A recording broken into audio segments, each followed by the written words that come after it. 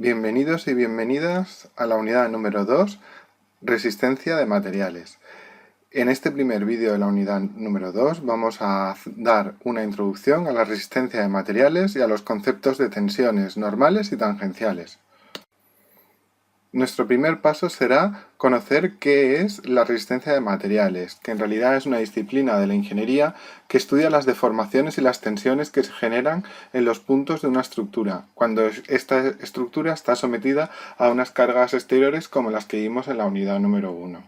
Es decir, que a diferencia de la estática, que fue la que estudiamos en la unidad precedente, la resistencia de materiales tiene en cuenta las propiedades de los materiales sobre los que se aplican las cargas en las estructuras. Así pues, lo que vamos a hacer es combinar lo que aprendiste en la unidad número 1 en estática, combinarlo con la resistencia de materiales, que es decir, con cómo se comporta el material sobre el que aplicamos esas cargas, para comprobar secciones de una estructura, ¿vale? Para hacer esto, o para dimensionar secciones de una estructura. En realidad, este es un trabajo que harán los ingenieros en sus despachos y nosotros lo que haremos es ayudarles a ellos en sus comprobaciones. Lo primero que debemos saber es qué es una tensión. Antes de definir qué es una tensión, vamos a recordar qué son los esfuerzos internos, las fuerzas internas que se producían en las estructuras, ¿vale? Aquellas que analizamos en la unidad anterior, que eran aquellas fuerzas internas que se producen en el interior de las estructuras debido a las cargas, a las acciones externas que actúan sobre ella.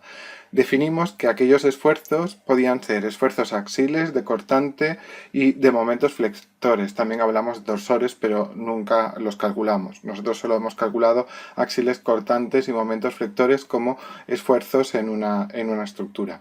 Bueno, pues con esos esfuerzos que nosotros representamos como axiles, cortantes y momentos, en realidad lo que habíamos representado son la resultante de las tensiones en la sección aplicada en el centro de gravedad de la sección que estamos haciendo un estudio. Es decir, que cuando nosotros estábamos calculando un axil n, en realidad ese n era la suma de infinitos pequeños axiles que se daban en toda la sección de la viga en el punto en el que estábamos analizando.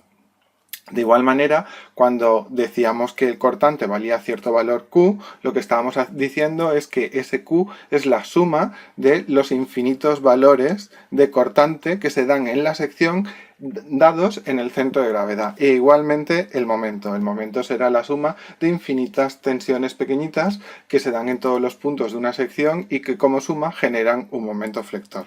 Luego veremos cuáles son esas tensiones y cómo la suma de esas tensiones dan esfuerzos axiles, cortantes y momentos que de hecho nosotros ya hemos aprendido a calcular. Y nosotros lo que vamos a hacer en esta unidad es ir del revés, pasar de lo que ya hemos calculado, que son los axiles, cortantes y momentos, a las tensiones que provocan esos axiles, cortantes y momentos en todos los infinitos puntos que hay en una sección de un elemento de una estructura. Podemos, por lo tanto, decir que la tensión es el esfuerzo dividido por la superficie de toda la sección, es decir, el valor del esfuerzo dividido entre todo el área, de manera que las unidades serán unidades de fuerza, que son el esfuerzo partido por la superficie, y por tanto, si la fuerza se mide en newtons, podríamos decir que un newton partido por superficie metro cuadrado es igual a un pascal. Newton milímetro cuadrado lo definimos como pascal, pero en realidad esa es una unidad muy pequeña y a nosotros no nos interesa esa unidad tan pequeña porque nos saldrían valores muy pequeñitos, 0,000.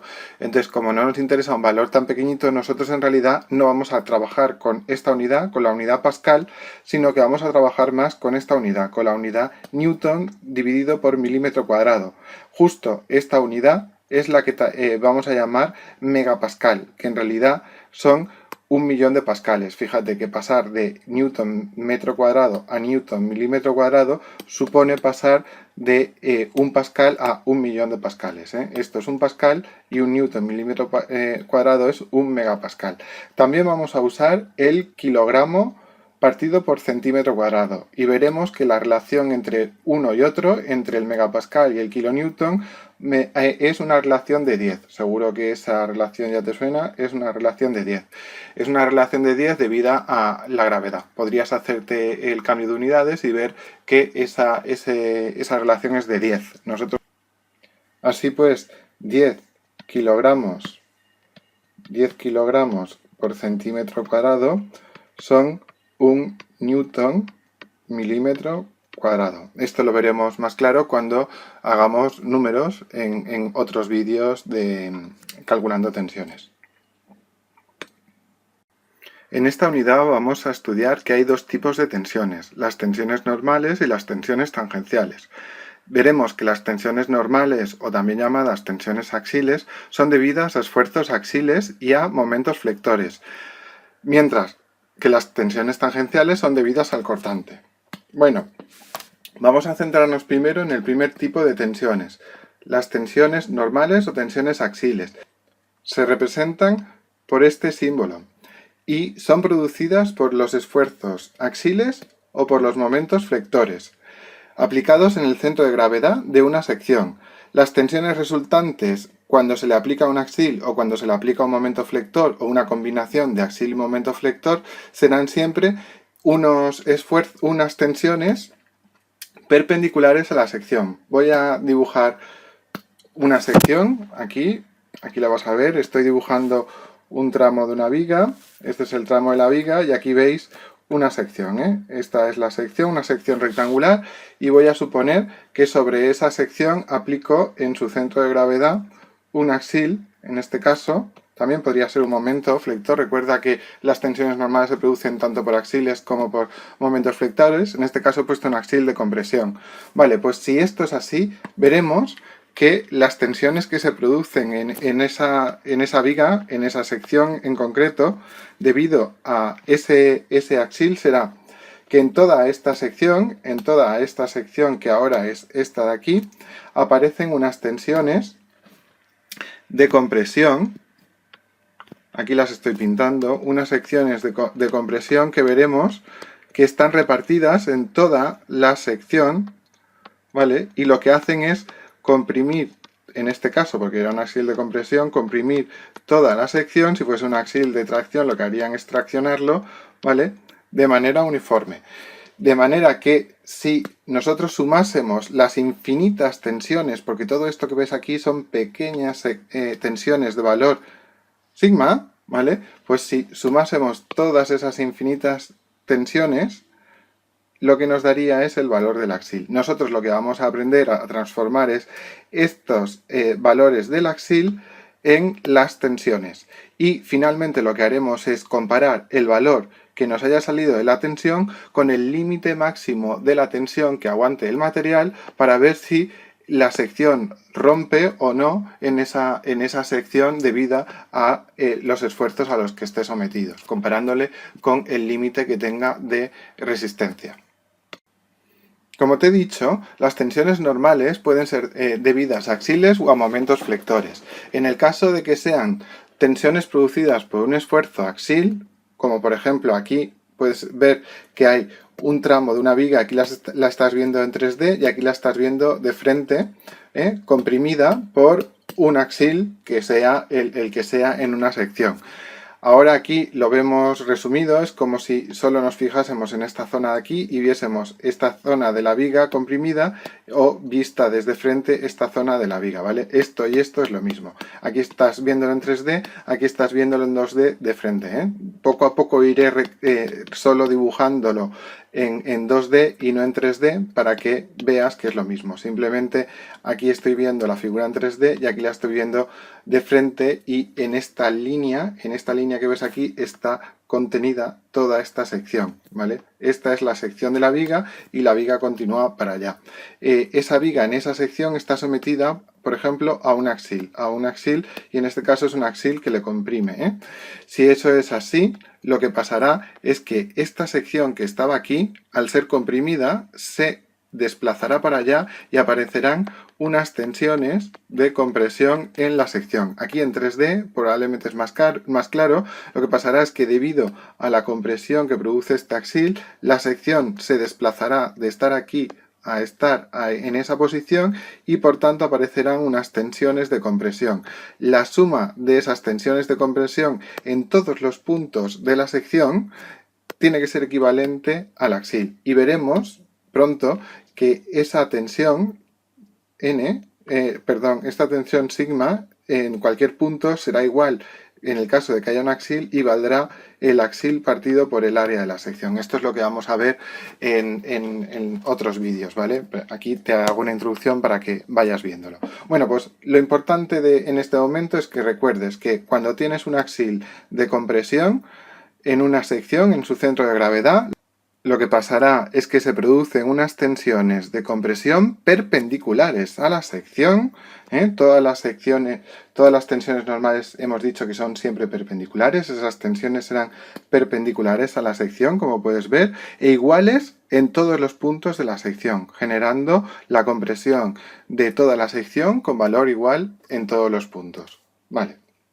De igual manera, cuando lo que tengas es una tensión normal debida a un axil, pero en este caso un axil de tracción, fíjate aquí tienes una viga, un tramo de viga que está sometido a un axil de tracción, estoy estirando la viga. Si nos fijamos en este tramo de viga, aquí en 3D, aquí viéndolo de frente, estaríamos estirando toda esta sección hacia allá, que es esta sección, la estaríamos estirando para allá y lo que pasaría es que la sección se nos desplaza para allá y aparecen unas tensiones de nuevo, como ves, perpendiculares a la sección, por eso son axiles, son perpendiculares a la sección, de valor igual en todos los puntos de la sección, pero en este caso son de tracción, no son de compresión. El signo es que van hacia allá. Si te recuerdas, en el anterior caso iban hacia allá, en aquella dirección. De igual manera veremos que estas tensiones normales debidas al axil también se calculan igual, como el axil partido por el área. Da igual el signo del axil, que las tensiones que producirá son iguales en todos los puntos de la sección, iguales en todos los puntos de la sección. Aquí en 3D es más complicado verlo, pero en 2D es muy sencillo. Esta sección pasa a estar aquí y se estiran esas fibras se estiran y se produce esta cantidad de tracción en todos los puntos de la sección. Con valores iguales y perpendiculares a la sección. Eso es lo que debes recordar. Una tensión normal debida a un axil siempre produce valores perpendiculares de la tensión e iguales en todos los puntos de la sección en la que estaba el axil. Vamos a hacer un ejemplo sencillito. En este caso lo que vamos a hacer es analizar las tensiones que aparecen en una barra de acero. Aquí la tenemos dibujada, una barra como esta, una barra que está colgando, por ejemplo, de un techo, y de la que vamos a colgar un elemento que produce una tracción que estira hacia abajo. Es un elemento de 5 toneladas. Vale, 5 toneladas, para que te hagas una idea, es más o menos el peso de un elefante africano. O sea que lo que sería es una barra de acero, como las que utilizamos para el hormigón, de acero para armar el hormigón, de 20 milímetros de diámetro, y de la que vamos a hacer colgar un elefante de 5 toneladas. Y lo que nos dicen es ¿qué tensión produce ese elefante al colgarlo de la barra de acero? Bueno, pues como os he dicho antes, la tensión será igual al esfuerzo axil, que yo había llamado Fn, pero que aquí he llamado F, partido por el área.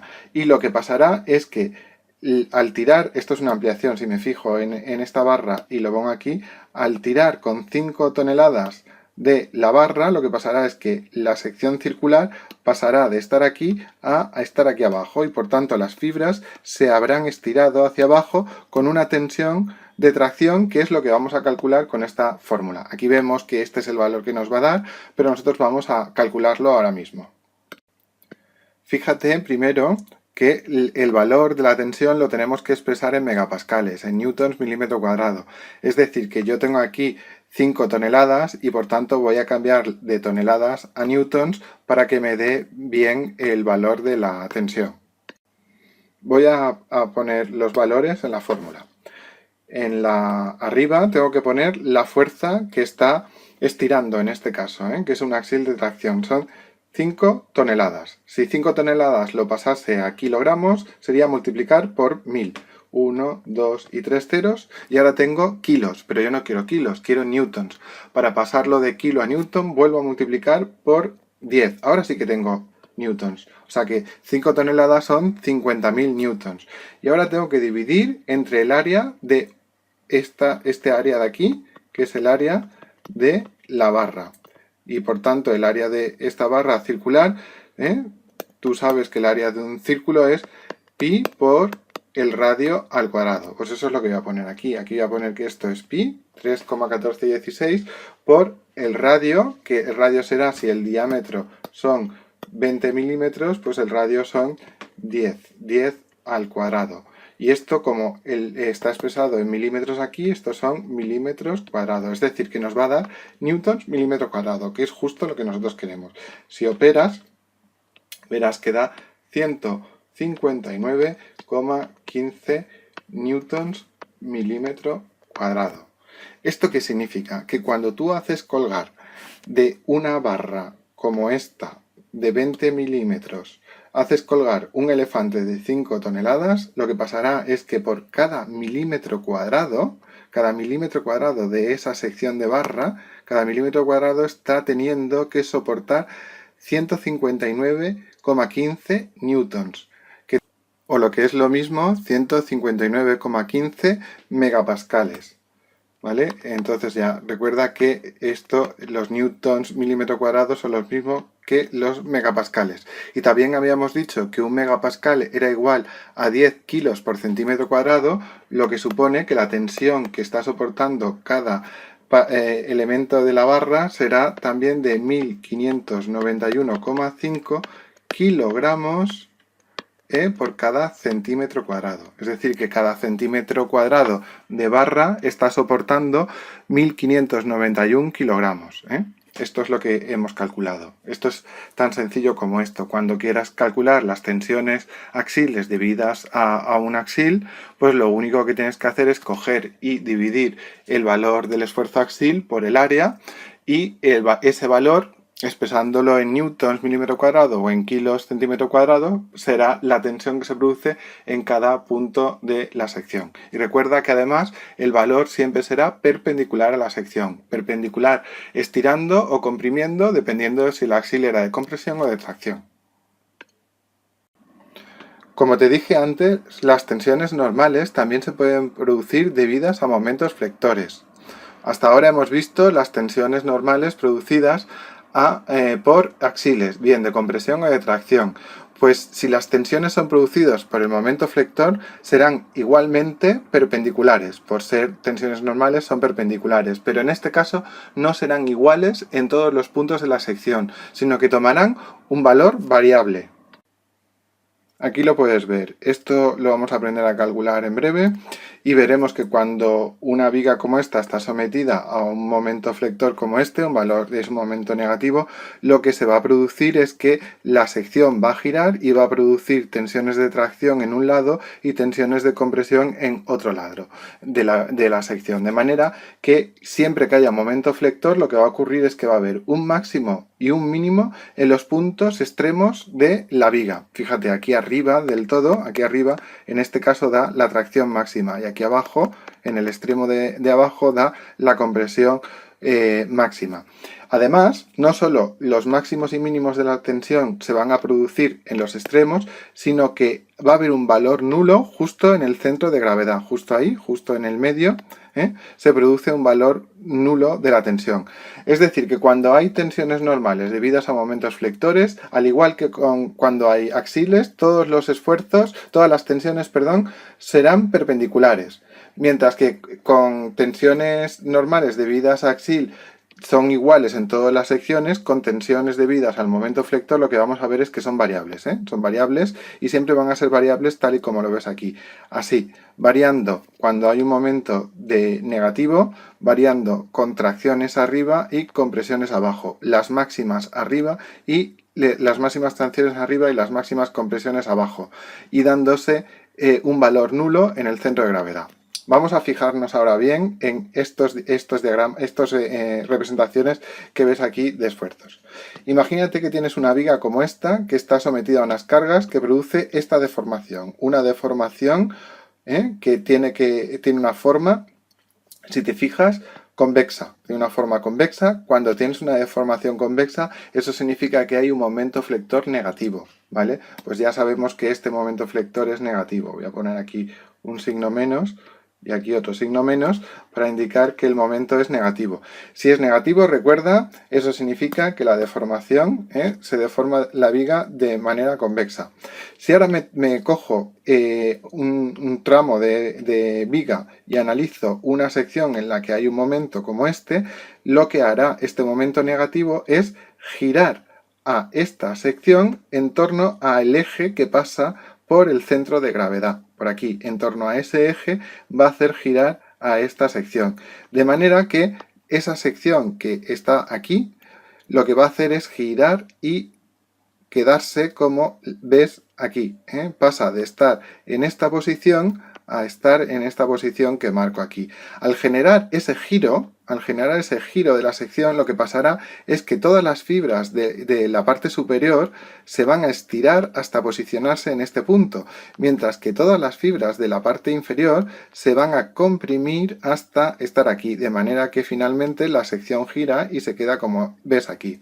Si lo vemos de frente, yo creo que es más claro, al verlo de frente, cuando gira en torno al centro de gravedad que está aquí con un momento negativo, lo que pasa es que esta sección pasa a estar así, estas fibras, estos puntos de arriba de la fibra superior pasan a estar aquí y por tanto se traccionan. Cada vez se va traccionando menos, hasta que en el centro de gravedad, que es en torno al punto al que gira, las tensiones normales son nulas. Y luego empiezan otra vez a crecer, pero cambiando de signo, pasando a compresiones, hasta que el máximo se produce en la fibra inferior. Es decir, las tensiones normales debidas a un momento son perpendiculares a la sección y de valores variables. Si el momento es negativo, se producirán tracciones máximas en la fibra superior de la sección y compresiones máximas en la fibra inferior y nulas en el centro de gravedad, debido a que el giro hace girar a la sección en torno al eje neutro, que es el eje de tensiones nulas. Pues parece sencillo razonar que cuando tenemos un momento flector pero positivo, lo que va a pasar es lo contrario. Primero vamos a fijarnos en que debido a un momento flector, habíamos definido que las tensiones deben ser tensiones normales, es decir, perpendiculares a la sección y de valor variable. Pues si nos fijamos aquí, eso es lo que pasa. Son perpendiculares a la sección, y son variables, no son iguales en todos los puntos como pasaba con los axiles. Los axiles también son perpendiculares a la sección, pero sin embargo son iguales en todos los puntos de la sección. En este caso no. Cuando hay un momento son variables, pero perpendiculares a la sección como los axiles. En el caso de que tengas un momento positivo, fíjate que la viga, por ejemplo, por estas cargas, la viga se deformará de manera cóncava. Antes, cuando hay un momento negativo, se deforma de una manera convexa. Cuando hay un momento positivo, como es el caso, se deformará de una manera cóncava. Voy a marcarlo aquí, que este es un momento de valor positivo, este es un momento de valor positivo, y lo que va a hacer es girar a la sección de manera que genere una deformación cóncava.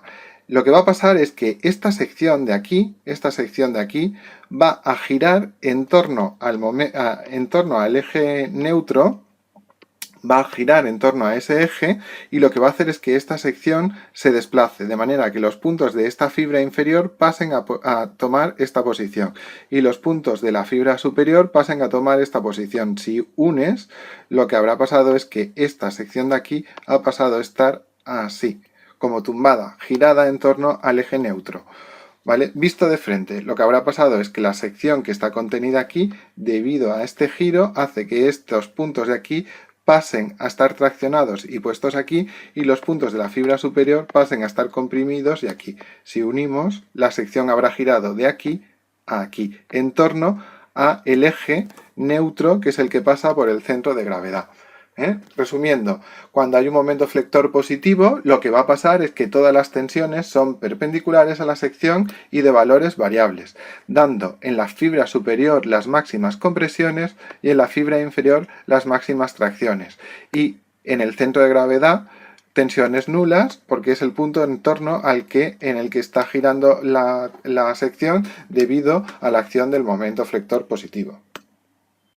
Vamos a experimentar con dos vigas, tal y como hicimos anteriormente, cómo se deforman esas vigas ante momentos flectores positivos y momentos flectores negativos. Vamos a hacerlo primero con esta primera viga, esta que tengo aquí, la voy a aumentar, aquí, así, la voy a aumentar así, y vamos a ver ese vídeo. Cuando tengas una viga como esta sometida a un momento flector negativo, se deformará como ves, es decir, de una forma convexa. En la cara superior aparecerán tracciones. Sin embargo, la cara inferior quedará sometida a compresiones. Bueno, pues esto es justo lo que habíamos visto. Además, en torno al eje neutro, en el centro de gravedad, las tensiones eran nulas, recuerda. Ahora vamos a hacer lo mismo, pero con un momento de valor positivo. Cuando tengas una viga como esta sometida a un momento flector positivo, se deformará como ves, es decir, de una manera cóncava. En la cara inferior estará a tracción, mientras que en la cara superior la viga habrá quedado en compresión. Bueno, pues como has visto, las tensiones provocadas por los momentos, positivos o negativos, serán máximas o máximas tensiones de compresión o de tracción arriba o abajo en función del signo del momento. Cuando haya momentos negativos, es decir, cuando la viga se deforme de una manera convexa, lo que va a pasar es que arriba hay tensiones de tracción y abajo hay tensiones de compresión, en el eje neutro nulas. Cuando haya momentos positivos, lo que va a pasar es que se deforma de una manera cóncava y por tanto en la parte inferior se darán tensiones de tracción y en la parte superior de la viga se estarán dando tensiones de compresión. Esto es muy importante, lo veremos un poco más adelante, que esto es muy importante. Yo te recomiendo que practiques tú con una regla en tu casa y veas tú que cuando la deformas de una manera cóncava o convexa, cóncava momento flector positivo o convexa momento flector negativo, verás que cambia la zona que está traccionada y la zona que está comprimida de arriba a abajo y de abajo a arriba. Pues ahora le llega el turno a las otras tensiones de las que habíamos hablado, las tensiones tangenciales, que son las tensiones que son debidas al cortante. Vamos a definirlas. Esas tensiones tangenciales, también se conocen como tensiones de corte, se representan por este símbolo. Este símbolo que ves aquí, ¿vale? Será el que nos ayude a representar las tensiones tangenciales. Estas tensiones tangenciales son producidas por un esfuerzo de corte aplicado en el centro de gravedad, es decir, por un cortante. Aunque también pueden ser producidas por esfuerzos torsores, pero como nosotros no estamos analizando los torsores, olvídate, y para nosotros las tensiones tangenciales solo se producen por esfuerzos cortantes, ¿vale? Lo que pasará es que cuando tú tengas una viga como esta sometida a un esfuerzo cortante, esa viga tenderá a que parte de la viga se irá hacia arriba y parte de la viga se irá hacia abajo. Si el cortante es muy grande, podría llegar a pasar lo que ves aquí, que se separen las dos partes de la viga y corte la viga. Esto nunca debe pasar, evidentemente. Nosotros lo que vamos a tener que hacer son secciones que aguanten este esfuerzo cortante y no produzcan el corte de la viga, ¿vale? No produzcan el corte de la viga. Para eso lo que vamos a ver es qué tensiones provocan estos esfuerzos cortantes. Como el esfuerzo cortante es paralelo a la cara de la viga, las tensiones que producen también veremos que son paralelas a la sección en donde está contenida el cortante. De manera que si nosotros analizásemos este tramo de viga, por ejemplo, por aquí, y este fuese la cara por donde hemos hecho el corte, ahí veríamos el valor del cortante que venga del diagrama de momentos de esfuerzos cortantes, en su centro de gravedad valdrá Q, y lo que veremos es que lo que se produce es algo como lo que ves, que hay tensiones tangenciales, es decir, tensiones paralelas a la sección y de valores variables con máximos en la zona del centro, ¿vale? Aquí viéndolo de frente probablemente es más fácil, lo que ves es que son tensiones paralelas a la sección que valen 0 en los extremos y toman un máximo en el centro. Esto en realidad es así, pero es así no tan exagerado como yo lo he hecho. Se parece más a esto que voy a pintar ahora, se parece más a que son casi iguales en todos los puntos. Se parece más a que a esto, a casi un rectángulo. O sea que podríamos decir que las tensiones tangenciales son iguales más o menos, no exactamente más o menos, en todos los puntos de la sección, pero de valores paralelas a la sección. Fíjate, las tensiones normales eran perpendiculares a la sección, mientras que los esfuerzos debidos al cortante, es decir, las tensiones tangenciales, lo que son paralelos a la sección. Ahora lo que vamos a hacer es practicar con las cuestiones y ejercicios de autoevaluación que hay en la unidad 2 al final del libro. La cuestión número 1 dice que de las siguientes afirmaciones, ¿cuál no es cierta? Vamos a leerlas. La primera dice, las tensiones se expresan en unidades de fuerza partido por superficie. Esto es verdad. Recuerda que esto se expresa en megapascales, que eran newtons milímetro cuadrado, o también en kilos partido por centímetro cuadrado. O sea que la A es cierta. La B dice que una tensión de 10 newtons milímetro cuadrado es lo mismo que una tensión de 1 megapascal. Pues no, esto no es cierto. Recordad que habíamos definido que 1 newton milímetro cuadrado era 1 megapascal. O sea que aquí la respuesta que andábamos buscando es justo la B, porque 1 newton milímetro cuadrado es 1 megapascal y no 10 newtons milímetro cuadrado. ¿Vale? Luego nos decía que el vector tensión tiene dos componentes, una tensión normal y una tensión tangencial. Esto sí que es cierto. Recuerda que las tensiones normales son debidas al axil y al momento flector, mientras que las tensiones tangenciales son debidas al cortante, ¿vale? Y luego también nos dice que una tensión de 10 kilos partido por centímetro cuadrado es lo mismo que 1 megapascal. Y sí, esto sí que es verdad, porque habíamos dicho que 1 kilo centímetro cuadrado es lo mismo que 1 newton milímetro cuadrado, y como 1 newton milímetro cuadrado es 1 megapascal, pues fenomenal, esa está bien. La cuestión 2 dice que ¿cuál de estos esfuerzos no produce tensiones normales en una sección? ¿Esfuerzos axiles? Pues sí, los esfuerzos normales producen tensiones normales en toda la sección, es decir, tensiones perpendiculares e iguales en toda la sección en este caso. Los esfuerzos flectores, pues también, los esfuerzos flectores producen tensiones normales, tensiones perpendiculares a la sección, lo que pasa que son de valor diferente en cada punto de la sección. Una combinación de axil y flector. Pues si un axil produce tensiones perpendiculares a la sección y un momento flector también, pues la suma, pues evidentemente también lo va a hacer. Y por último nos dice el esfuerzo cortante. Pues esta era la respuesta, porque el esfuerzo cortante es el único que produce tensiones tangenciales, es decir, tensiones paralelas a la sección.